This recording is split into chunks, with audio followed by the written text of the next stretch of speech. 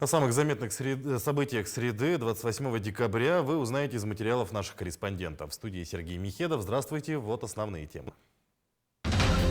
Спортсмены для защиты Родины. 100 бойцов добровольческого отряда Российского союза боевых искусств отправятся на защиту Донбасса. Станция переливания крови отметила в уходящем году свой 85-й день рождения. Расскажем о деятельности службы крови. Новогодний подарок получили все жители села Иенгра в Нерюнгринском районе. Впервые в истории села торжественно открылась врачебная амбулатория. На завершающей стадии находится пристрой к средней общеобразовательной школе номер 12 в Якутске, когда завершат объект. Международный комитет «Дети Азии» отмечает 10-летний юбилей. Создание подобной международной организации расширило круг возможностей проекта.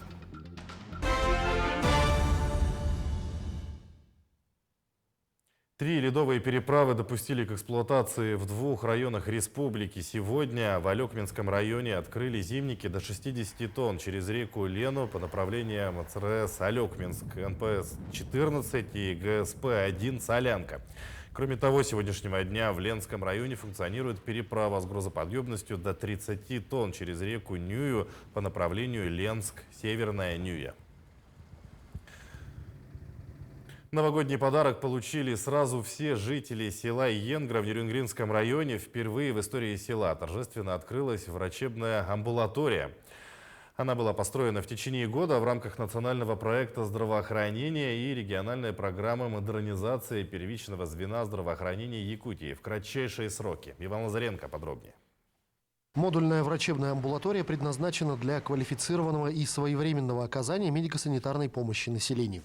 В новом здании амбулатории открываются кабинеты врача общей практики, гинеколога, стоматолога, педиатра, процедурный кабинет, кабинет вакцинации и смотровой кабинет.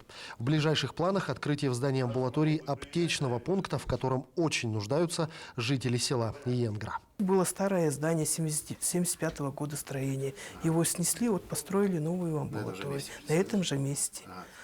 Население у нас радо, что у нас новое здание, что самое главное, в здании тепло, уютно, красиво.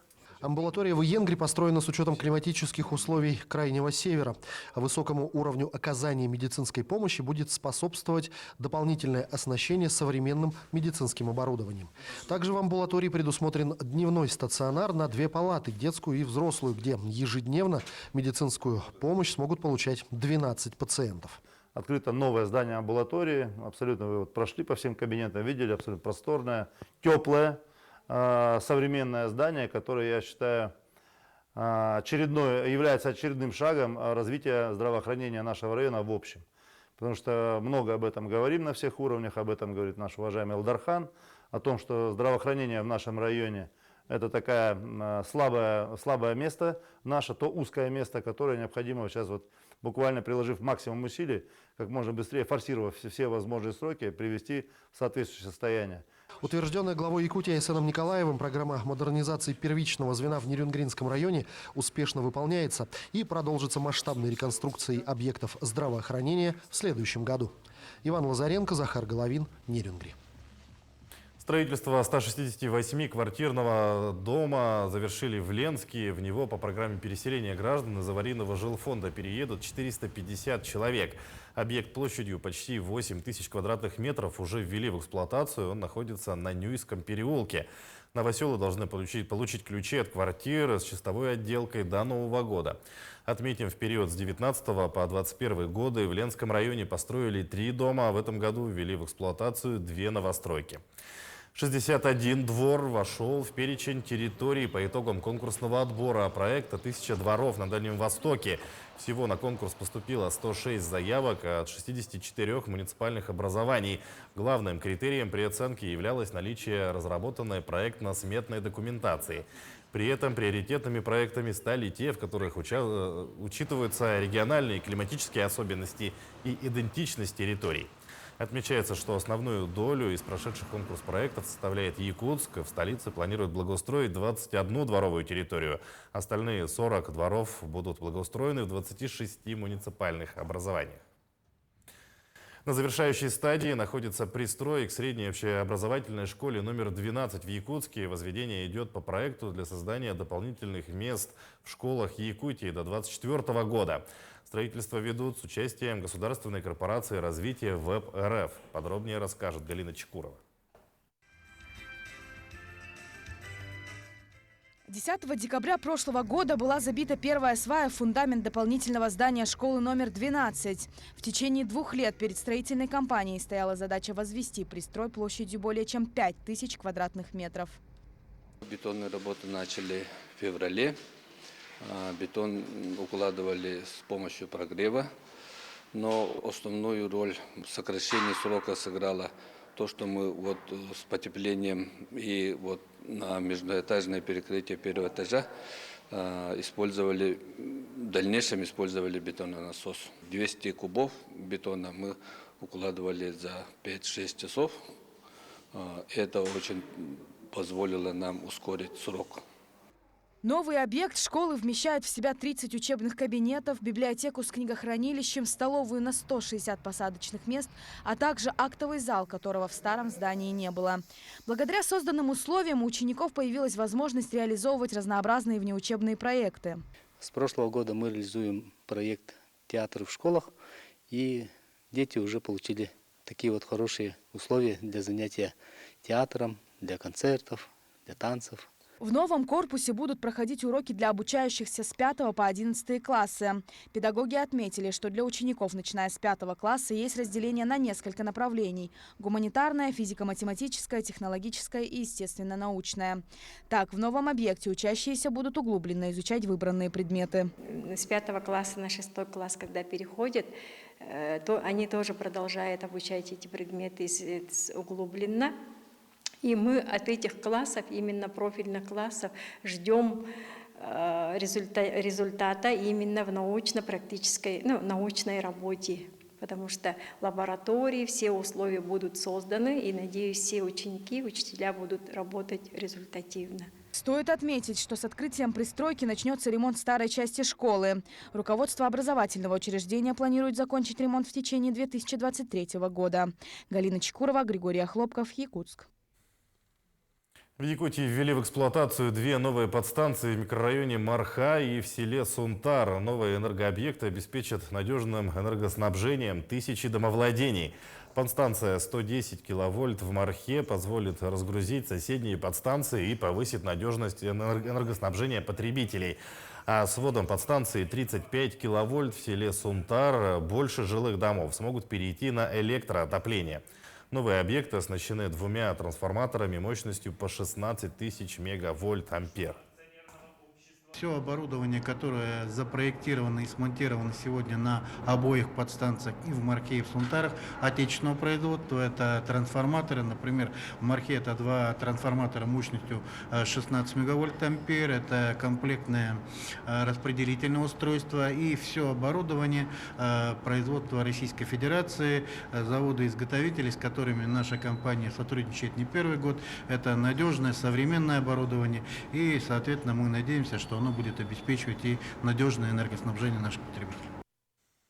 Бригада медиков, работавшая в военном госпитале Ростова-на-Дону, вернулась в Якутск. Командированные по поручению главы республики в течение месяца оказывали помощь раненым и больным, ассистировали на операциях, а также консультировали в отделениях. В составе бригады были 3 врача, хирурга и психотерапевт.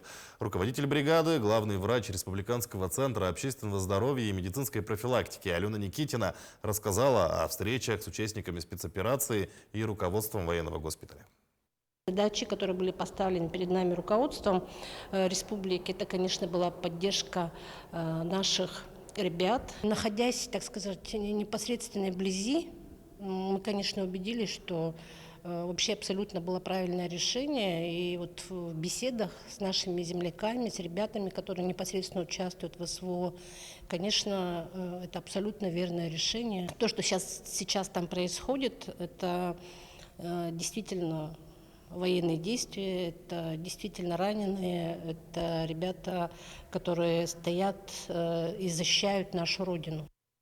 100 бойцов добровольческого отряда Российского союза боевых искусств «Союз» отправятся на защиту Донбасса. Отряд создан для защиты жителей западных российских регионов от агрессии украинских националистов. Сейчас отряд проходит военную подготовку и боевое слаживание на базе Российского университета спецназа в городе Гудермес Чеченской Республики. Все подробности у наших коллег. Добровольческий отряд РБСИ «Союз» объединил бойцов из разных регионов страны, Москвы и регионов Урала, Ленинградской области и республик Кавказа, теплого Краснодарского края и сурового Дальневосточного федерального округа. В состав «Союза» вошли известные мастера боевых искусств, имена которых известны далеко за пределами России. Среди них мастер спорта международного класса по карате Киокусинкай, чемпион Европы Сергей Увицкий, двукратный победитель международного турнира Кубка Аяма в Японии Сергей Плеханов, призер международных соревнований по карате Киокусинкай Всеволод Махирев и другие именитые спортсмены. Командиром отряда стал исполнительный директор Российского союза боевых искусств, обладатель 5-го дана карате Киокусинкай Рамиль Габбасов. Заместителем же командира назначен чемпион ВДВ по армейскому рукопашному бою, кавалер Ордена Мужества Рустам Мантиков. То, что сегодня люди разных национальностей, разного вероисповедания, и русские, и чеченцы, и якуты, и башкиры, люди разных национальностей нашей большой страны в одних окопах защищают одну единую родину, родину России. Люди разного вероисповедания, на разных языках, к разным богам, но молитва за одно и то же, за одну большую общую победу. И это крайне важно, именно это гарантия того, что мы победим. И я хочу сказать большое спасибо всем, кто вносит в это свой вклад. Сегодня отряд «Союз» насчитывает 96 человек. На днях к ним присоединятся еще 4 добровольцев. Занятия проводят опытные инструкторы университета спецназа с большим опытом боевых действий. Обучение идет по различным видам военных дисциплин. Боевая стрельба, инженерная подготовка, занятия по топографии. На основе индивидуальных способностей инструкторы определяют бойцов на отдельные направления. Снайпер, гранатометчик, минометчик и оператор беспилотного летательного аппарата. Отряд получил полное материально-техническое оснащение, куда вошли военная техника, защитная экипировка, квадрокоптеры, средства связи и радиоэлектронной борьбы, отвечающие современным требованиям ведения боевых действий. Отдать должное, очень хорошо помогает это коллектив, потому что не первый день знакомы, все друг друга знаем, идем командой, что немаловажно. И любая нагрузка в команде с коллективом, с близкими товарищами, братьями, как говорится, преодолевается гораздо проще, интересней, поддержат, помогут. Поэтому все хорошо, все замечательно. На днях с бойцами встретились сопредседатели РСБИ, первый заместитель руководителя администрации президента России, обладатель 6-го дана айкидо Айкикай Сергей Кириенко и заместитель председателя правительства страны, полномочный представитель президента России в Дальневосточном федеральном округе, обладатель 7-го дана по Киокусинкай Юрий Трутнев. На встрече присутствовал глава Чечни Рамзан Кадыров. Как можно быстрее заплатить при этом не самую минимальную сумму. Поэтому мы обратились к Сергею Петровичу Владимиру Владимировичу Путину с предложением создать центр подготовки, чтобы сделать нашу страну сильнее, чтобы подготовить ребят. Вот здесь, в Гудермесе, такая работа уже проведена профессионально. И сегодня Гудермес стал центром обучения не только для Чечни, но и для значительной части Российской Федерации. Мы вместе будем эту работу продолжать, будем создавать центры в других территориях. И задача центра очень простая, чтобы наша страна становилась сильнее и вот как можно быстрее. Российский союз боевых искусств объединяет 71 всероссийскую спортивную федерацию и организацию, которые представляют различные направления спортивных единоборств. В центрах РБСИ от Калининграда до Владивостока занимается около 5 миллионов человек, работает 150 тысяч инструкторов. Военная подготовка отряда завершится 5 января, после чего бойцы отправятся в зону специальной военной операции. Власий Сергеев, Анна Пшенникова, Георгий Григорьев. Идем далее. Станция переливания крови отметила в уходящем году свой 85-й день рождения. За эти годы из деревянного сооружения станция превратилась в современное здание с высокотехнологичным оборудованием. Работа службы крови обеспечивает потребности всех медучреждений Якутска. О том, как проходят будни якутской службы крови, расскажет наша коллега Анна Пшенникова. Донорство крови – одна из важнейших составляющих медицины. Сегодня замены донорской крови не существует, поэтому от каждого из тех, кто приходит в этот зал сдавать свою кровь, зависит чья-то жизнь. Сегодня, как и много лет назад, донорами становятся люди разного возраста. Всего в городе Якутске насчитывается 8 тысяч кадровых доноров. В среднем в день кровь сдают около 70 человек, а значит банк крови ежедневно пополняется не более чем на 30 литров. Если учесть, что при каждой операции требуется не 1 литр крови, то становится понятно – донорство без преувеличения жизненно необходимо. Донором может быть гражданин Российской Федерации, 18 лет и более, и быть относительно здоровым, то есть не иметь хронических заболеваний, инфекционных никаких заболеваний должен быть. И если хотите узнать насчет абсолютных и временных противопоказаний, можете ознакомиться на сайте нашей станции с spk.mzsah.ru. В год городская станция переливания заготавливает более 10 тонн крови. По всей республике этот показатель достигает 16 тонн. Накануне длинных новогодних каникул медицинские учреждения создают запас крови для экстренных случаев, и опытные доноры помогают в этом процессе. Донорство – это помощь людям, во-первых. И второе – проследить за своим здоровьем, потому что всегда вот анализы, результат анализов есть. 2-3 дня подготавливаемся, ничего жирного, и настрой хороший. Городская станция переливания крови оснащена самым современным оборудованием. Кроме того, общая атмосфера учреждения настраивает доноров на позитивный лад.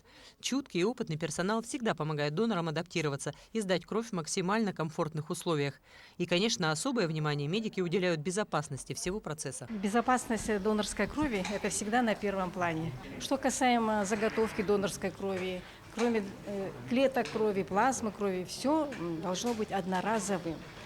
Вообще безопасность проходит красной линией по всей нашей службе крови, начиная от донора и заканчивая реципиентом. Потому что от всех наших действий, от наших правильных знаний, умений, квалификации зависит жизнь больного. Сегодня человек может не только прийти на кроводачу, но и проследить за тем, кому она поможет. Информация о движении крови есть в медицинской базе данных. А можно оставаться в неведении. Главное знать и помнить. Донорство – благородная миссия. Анна Пшенникова, Георгий Григорьев, Якутск. Итоги года матери подвели в Ленском районе. В течение года провели много мероприятий и оказывают и меры поддержки. Беременным женщинам с Пеледуи, Витима, Толона и Нялы оплачивают проезд на родоразрешение в районный центр. В роддоме центральной больницы выделяют комплекты для новорожденных. Каждому 100-му ребенку, рожденному в районе, выплачивают 100 тысяч рублей. Материальную помощь оказывают семьям, имеющих детей-инвалидов. Также выплачивают компенсацию затрат на ремонт жилья, санаторно-курортное лечение и обследование. Что касается мероприятий, то их было множество. Победители получили финансовое вознаграждение. Также этот год у нас был богатым на награждения. У нас есть очень хорошая награда, которую получила жительница Наторинского наследия Рикпаева Галина Андреевна.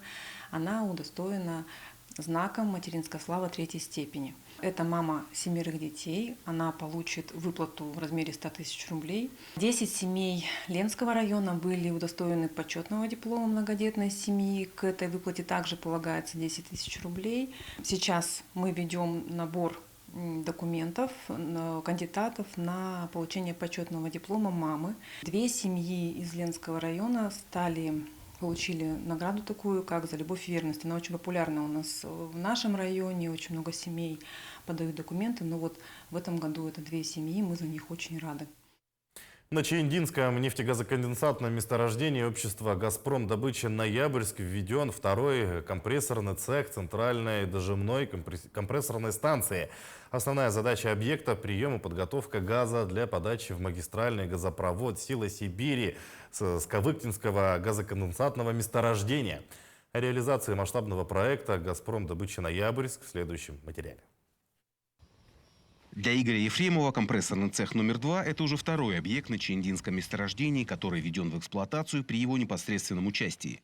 Такие объекты «Газпромдобыча Ноябрьск» необходимы для подготовки газа к транспортировке в магистральный газопровод. Компрессорный цех номер 2 был построен для приема и последующего компримирования газа из магистрального газопровода Кавыкта-Чиенда. Газ, который добывают из недр земли – это сырье. Для дальнейшего использования его необходимо подготовить. Сначала проходит несколько этапов очистки, затем идет осушка, удаление влаги. Для транспортировки газ необходимо привести к требуемым параметрам давления. Для этого строятся дожимные станции и компрессорные цеха. Мы находимся в ангарном укрытии газоперекачивающего агрегата ГП-16 «Волга» КЦ-2. Слева от нас у нас расположен блок двигателя. Двигатель авиационный, но для самолета сейчас он не годится. Завод-изготовитель внес проект изменения для использования его в газодобыче. Этот блок работает на газе, а не на керосине, как авиационный. Мощный агрегат массой 8 тонн приводит в движение компрессор, который осуществляет компримирование газа. Мы видим трубопровод подачи газа на компримирование в компрессор. Стойка с параметрами газодинамических уплотнений, которые используются в компрессоры. То есть здесь у нас организована система очистки газа, система подогрева газа. Все процессы автоматизированы. Датчики, расположенные на компрессоре, позволяют сменному персоналу контролировать необходимые параметры. Также вся информация отсюда поступает на главный щит. Это мозговой центр промысла. После того, как газ будет приведен к требуемым параметрам, его направляют для последующего охлаждения. Затем он поступает на узел учета и подается в магистральный газопровод «Сила Сибири». На первом этапе строительства у нас подразумевается ввод в эксплуатацию 3 газоперекачивающих агрегатов. На следующем этапе строительства расширение мощностей и ввод дополнительно 2 газоперекачивающих агрегатов. Технологические системы, оборудование и персонал подготовлены для работы в различных режимах. Благодаря коллективу профессионалов, умеющему ставить амбициозные цели и достигать их, «Газпромдобыча Ноябрьск» успешно реализует масштабный проект Якутского центра газодобычи. В первый день Нового года начнет работу социальный фонд. Он объединит пенсионный фонд и фонд соцстрахования. В полномочия вновь образованной структуры войдет начисление единого пособия для семей с детьми, чей доход ниже прожиточного минимума. Единое пособие заменит несколько выплат, которые сейчас начисляют по линии соцзащиты. Так, в Алданском районе в настоящее время дотации получают порядка 3000 семей. Заявление на начисление единого пособия граждане смогут подать с 1 января. Критерии расчета останутся теми же. Размер компенсации составит 50, 75 или 100% от величины прожиточного минимума в зависимости от комплексной оценки нуждаемости семьи. Условия, в принципе, там сохранены все те же, которые были на выплаты от 3 до 7 лет по линии соцзащиты, да, которые предоставлялись, и также от 8 до 17 лет, которые шли по линии пенсионного фонда. Сейчас с 1 января данное пособие будет предоставляться социальным фондом, то есть это новое название пенсионного фонда. Да. Заявление можно будет подавать также через госуслуги с 1 января, а с 9 января, то есть уже можно будет обращаться непосредственно в социальный фонд, то есть там в клиентскую службу и так далее. Далее о спорте. Международный комитет «Дети Азии» отмечает 10-летний юбилей. Создание подобной международной организации расширило круг возможностей проекта. Сегодня это не только спортивные игры, но и целый ряд других мероприятий, направленных на развитие детского спорта, межкультурных отношений, а также продвижение идеи олимпизма среди подрастающего поколения. Подробности в материале Кристины Якуповой. «Дети Азии» – один из самых узнаваемых брендов Якутии. Более четверти века международные спортивные игры собирают на своих аренах тысячи юных спортсменов азиатского континента. Следующим шагом в развитии проекта стало создание организации, которая централизует, координирует и систематизирует проведение игр. В этом году Международный комитет «Дети Азии» отмечает 10-летний юбилей со дня учреждения. С 2012 года была начата работа, конечно, по формированию нормативной базы, потому что до 2012 года от игр к играм менялись условия, менялись возрастные категории, виды спорта и так далее. Поэтому здесь было важно закрепить документально именно те традиции, те моменты, которые были в играх с самого с самых их создания. Да. Международный комитет был создан 8 ноября 2012 года на 31-й Генеральной Ассамблее Олимпийского совета Азии в Макао. Инициатором создания новой организации стал тогдашний президент Олимпийского совета Азии шейх Ахмад Аль-Фахад Аль-Сабах. Соучредителями комитета выступили Олимпийский совет Азии, Олимпийский комитет России и Республика Саха-Якутия. Я очень рад, что мы подписали данный документ. Игры «Дети Азии» — это замечательный проект, который уже долгое время проводится в вашей красивой стране. Они всемирно поддерживаются правительством, и Олимпийский совет Азии также оказывает большое содействие в проведении игр. Мы рады, что мы являемся частью этого праздника спорта и дружбы, и с удовольствием будем продолжать наше сотрудничество. Проведение летних и зимних игр «Дети Азии» – приоритетное направление работы Международного комитета, но далеко не единственное. В целях подготовки спортсменов, а также повышения квалификации специалистов в сфере спорта проводится целый ряд мероприятий. В числе самых заметных можно отметить саммит молодых профессионалов, который направлен на подготовку спортивных менеджеров, также целый ряд образовательных проектов, включающие бокс, самбо и зимние виды спорта. В мае этого года на базе Кузбасса сборную Узбекистана по хоккею провели тренировочные сборы. Это будущие участники вторых игр. И буквально на днях группа спортсменов закончили тренировочные сборы по 3 видам спорта из Кыргызской республики. Десятилетний рубеж, пройденный Международным комитетом, отмечен сменой фирменного стиля проекта. В первую очередь это касается логотипа организации. Обновленная эмблема сохранила преемственность с предыдущей версией. Использованы ее цвета и элементы. Основные цвета – это синий и зеленый, которые отсылают к флагу Якутии, в которой игры и зародились, а также символизируют летние и зимние игры. С новым логотипом, определяя рубеж десятилетия, в новое, скажем так, в очередное десятилетие развития и комитета, и продолжение развития игр, мы пойдем с новым логотипом, который принесет еще больше плодов, успехов. Начало 2023 года знаменует собой проведение вторых зимних международных спортивных игр «Дети Азии», которые пройдут в Кузбассе с 23 февраля по 5 марта. А в 2024 году состоится возвращение игр на родину. 8-е «Дети Азии» состоятся в Якутске. Кристина Якупова, Григорий Охлопков, Якутск. И последнее. 10 боксеров из Якутии вошли в состав сборной России, официально являются кандидатами в спортивные команды на следующий год. Так, в основном составе мужской сборной значатся Василий Егоров и Михаил Прокопьев. В резервном составе Валерий Толбан-Егоров, Михаил Варламов, Николай Григорьев и Рустам Туприн. В юниорский состав вошла Анастасия Масаутова, в резерве Ренат Захаров, Валерий Кудрявцев и Павел Васильев. Таким наши корреспонденты увидели уходящий день. Всего доброго и до свидания.